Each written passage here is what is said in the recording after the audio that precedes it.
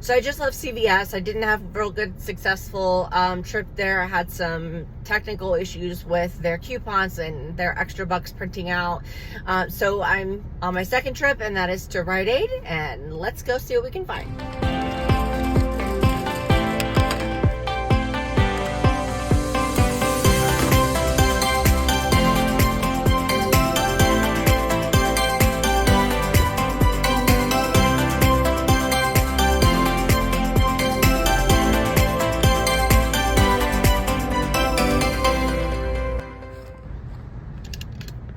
So Rite Aid went so much better.